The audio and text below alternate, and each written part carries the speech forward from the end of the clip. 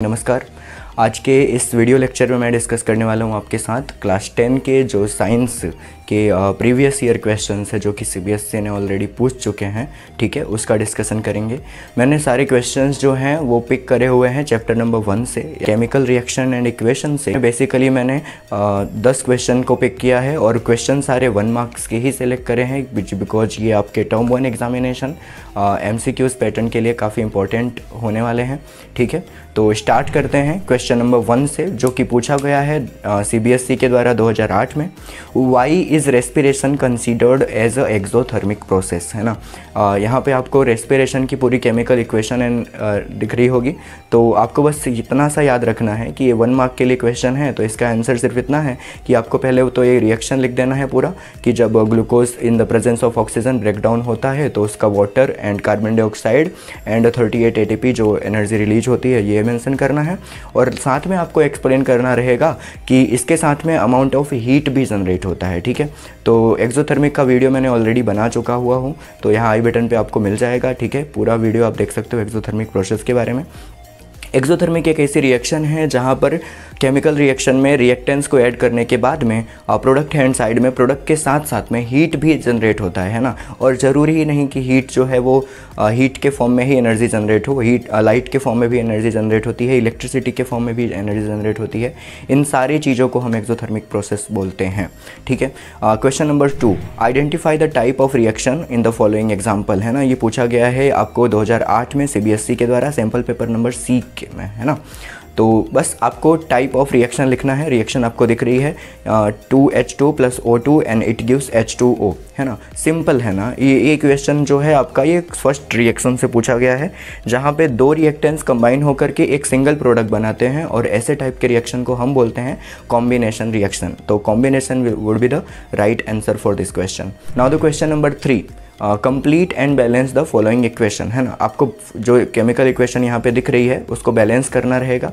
Fe2O3 and Al, है। Iron oxide जो है यहाँ पे Fe2O3, तो इसको एक्चुअली में आयरन ऑक्साइड ना बोल करके फेरिक ऑक्साइड भी बोलते हैं, बिकॉज यहाँ पे जो आयरन की वैलेंसी है वो कितना है 3+ है। अगर 2+ है तो फेरस ऑक्साइड होता है, जिसका फॉर्मूला है FeO, और फेरिक ऑक्साइड का Fe2O3। तो ये आपको याद रखना है। तो आपको सिंपली बस ऐसा रखना है कि एल्यूमिनियम जो है वो आयरन से ज़्यादा रिएक्टिव है, तो इसकी वजह से वो आयरन को डिस्प्लेस कर देगा ऑक्सीजन में से, एंड वो बनाएगा कि आपका एल्यूमिनियम ऑक्साइड। तो आपका करेक्ट जो एक प्रोडक्ट होगा वो होगा aluminium oxide plus oxygen gas. Now the question number 4, on adding dilute hydrochloric acid to copper oxide powder, the solution formed is blue-green. Predict the new compound and formed which impart blue-green color in the solution, है ना। ये question पूछा गया है CBSE के द्वारा 2008 में, okay. तो अब ध्यान से समझना इसको। इसमें आपको केमिकल रिएक्शन तो मेंशन करना ही है, बट चेंज इन कलर भी आपको मेंशन करना रहेगा। तो अब ऐसे कंडीशन में क्या करोगे तुम कि याद करना पड़ेगा, है ना। ऑब्वियसली प्रिसिपिटेशन रिएक्शन जो आते हैं उन सारे के सारे एग्जाम्पल को आपको याद रखना पड़ेगा, जिससे कि आपका सारा ही कंप्लीट हो जाएगा चेंज इन कलर वाले इक्वेशन का। सिंपल सी रिएक्शन है कि जब आपको कॉपर ऑक्साइड के साथ में HCl, है ना, केमिकल रिएक्शन में लिख देता हूँ यहाँ पे कि copper oxide 2CO + HCl 2HCl, है ना। तो ऐसे कंडीशन में वो बनाएगा कॉपर क्लोराइड, जिसका केमिकल फॉर्मूला है CuCl2, है ना। और ये जो कॉपर क्लोराइड है उसकी वजह से ही ये सॉल्यूशन का कलर चेंज होता है, बिकॉज ये कॉपर क्लोराइड का जो कलर होता है वो होता है ब्लू और ग्रीन, है ना।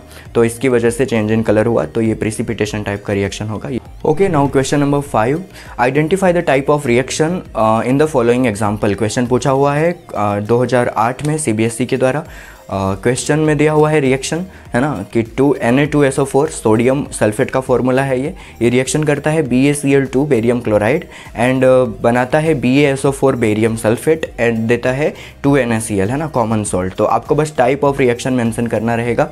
तो अब जैसे कि आपको ये दिख रहा होगा दोनों कंपाउंड्स हैं, है ना, sodium sulphate and barium chloride, ये दोनों ही क्या है, कंपाउंड है। और बेरियम क्लोराइड, ये दोनों कंपाउंड क्या कर रहे हैं, एक दूसरे के आयंस को एक्सचेंज कर रहे हैं। जो बेरियम हो रहा है वो जा रहा है सल्फेट के पास में और ये बना रहा है बेरियम सल्फेट, और जो आपका सोडियम है ये जा रहा है क्लोरीन के पास में और बना रहा है सोडियम क्लोराइड। तो आपको दिख रहे होंगे यहाँ पे दो जो एलिमेंट है, दोनों एलिमेंट डिस्प्लेस होते हुए दिख रहे होंगे, है ना।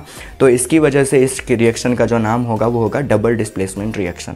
Now question number 6, balance the given chemical equation है ना। तो ये केमिकल इक्वेशन आपको गिवन है, एल्यूमिनियम रिएक्शन करता है कॉपर क्लोराइड के साथ में, आपको इस रिएक्शन को बैलेंस करना रहेगा। अब सबसे पहले याद रखना है आपको कि एल्यूमिनियम को देखो, यहाँ पे एल्यूमिनियम तो पहले से ही बैलेंस्ड है, तो इसके बाद में कॉपर को देखो, कॉपर भी बैलेंस्ड है, पर क्लोरीन बैलेंस्ड नहीं है। तो ऐसे कंडीशन में आपको क्या करना पड़ेगा, AlCl3 को बैलेंस करने के लिए यहाँ पे मैं 2 ऐड करूँगा तो हो जाएगा 2AlCl3, और सामने जो कॉपर क्लोराइड है उसके अंदर मैं 3 ऐड करूँगा तो ये भी हो जाएगा, क्लोरीन बैलेंस हो गया ना।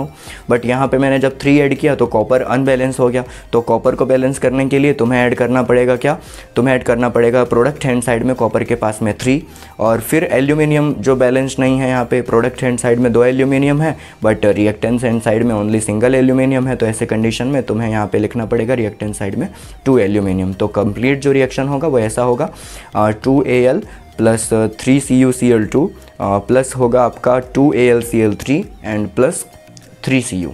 Okay, now the question number 7, identify the type of reaction in the following example. ये पूछा गया है CBSE के द्वारा 2008 में।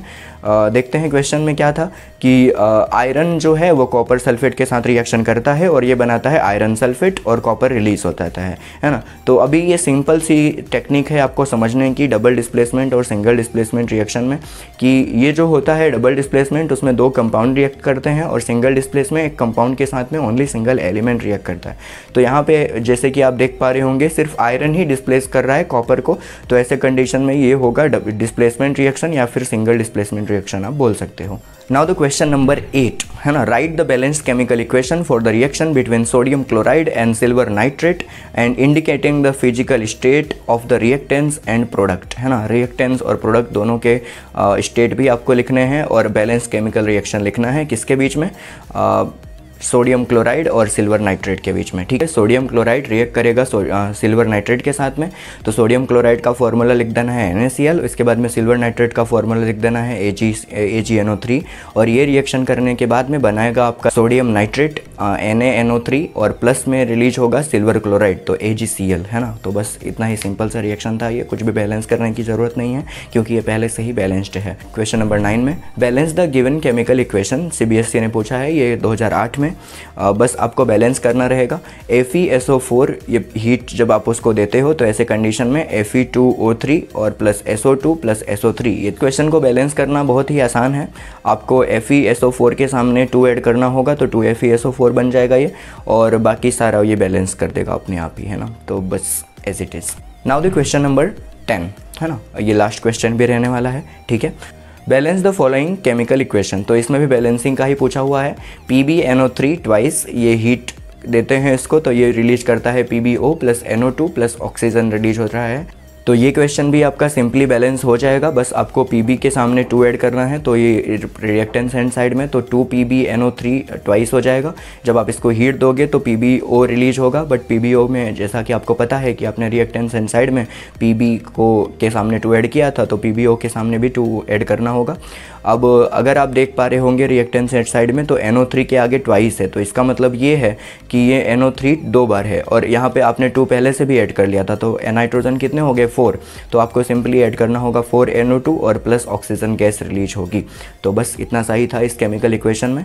हम मिलते हैं नेक्स्ट वीडियो में, तब तक के लिए stay tune. Thank you for watching this video.